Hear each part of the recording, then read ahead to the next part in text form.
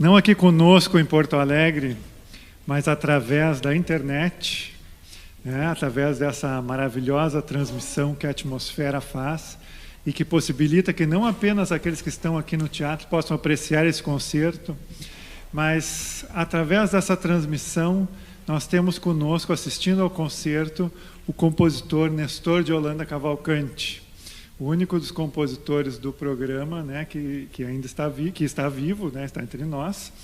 E eu conversei com ele, depois que o maestro me convidou para tocar aqui, e ele me explicou um pouquinho, porque essa peça eu toquei em 2003 na Sala Cecília Meirelles, no Rio, e foi a ocasião em que eu conheci o compositor. Na época não conversamos, mas eu sempre tinha curiosidade de saber por que um gringo no Brasil, né? E ele me explicou que a origem do nome da peça é um trompetista gaúcho que nasceu aqui no Rio Grande do Sul, mas que foi muito cedo para os Estados Unidos e que ele tinha interesse em música brasileira e entrou em contato com o Nestor. Só que como ele morou desde pequeno nos Estados Unidos, ele falava com sotaque e tudo isso, então o Nestor escreveu uma dessas peças para ele e chamou de Um Gringo no Samba, em relação a ele.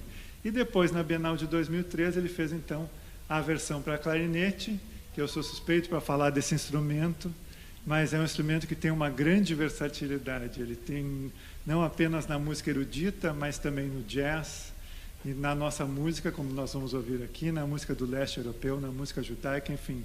É um instrumento de uma grande virtuosidade e de uma grande... Ele atua em todas as áreas.